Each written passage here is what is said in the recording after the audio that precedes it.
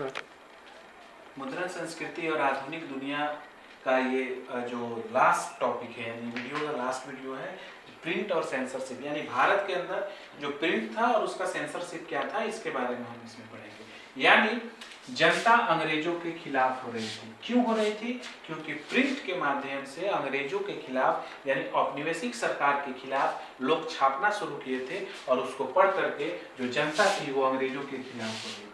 जब अंग्रेजों के खिलाफ हो रही थी तो ब्रिटिश सरकार ने उस पर सेंसरशिप लगा दिया, यानी कुछ भी छापने से पहले बिना ऑर्डर के आप नहीं छाप सकते। जिस तरह भारत में सेंसर बोर्ड है, कोई भी फिल्म बनती है तो उस फिल्म को प्रकाशन करने से पहले सेंसर बोर्ड से क्या लेना पड़ता है? ऑर्डर लेना पड़ता है। आप देखते होंगे किसी भी फिल्म के पहले एक प्रमाण पत्र दिखाया जाता है, सेम लाइक दैट। उस समय ब्रिटिश सरकार जो थी वो अखबारों के ऊपर नियम और शर्तों को थोप दिया। उसने कहा कि आपको अखबार छापना है तो छापने के पहले आपको हमारे नियम और शर्तों को क्या करना होगा? फॉलो करना होगा। और उस नियम और शर्तों के तौर पर उन्होंने, ब्रिटिश सरकार ने कुछ नियम और शर्त दिए। उसमें सबसे इंपॉर्टेंट है 1878 में vernacular press act. Vernacular press act आया और इस प्रेस एक्ट ने जो एक रिपोर्ट छापी वो ये वर्नाकुलर प्रेस एक्ट में जो कुछ नियम कानून दिए वो ये थे: किसी भी छापी रिपोर्ट का सेंसर करने का अधिकार ब्रिटिश गवर्नमेंट को होगा। यानी किसी भी छापी रिपोर्ट का सेंसर कौन कर सकता है? ब्रिटिश गवर्नमेंट ही करेगा। अगर वो ब्रिटिश सरकार के खिलाफ दिखता है या समाज के खिलाफ दिखता है तो आपको चेतावनी देगा। अगर आप उसकी चेतावनी का पालन नहीं करते हैं, तो अगर आप उल्लंघन करते हैं तो आपके प्रेस को जब्त कर लिया जाएगा। ये 1878 में पास हुआ था, जिसका नाम था वर्नाकुलर प्रेस एक्ट। 1907 में बाल गंगाधर तिलक ने केसरी नामक अखबार में अपना लेख छापा। बाल गंगाधर तिलक ने केसरी नामक अखबार में अपना लेख छपवाया था, जो उल्लंघन का पात्र पाया गया और इनको जेल में डाल दिया गया। इसी एक्ट के तहत 1878 वर्नाकुलर प्रेस एक्ट के तहत बाल गंगाधर तिलक।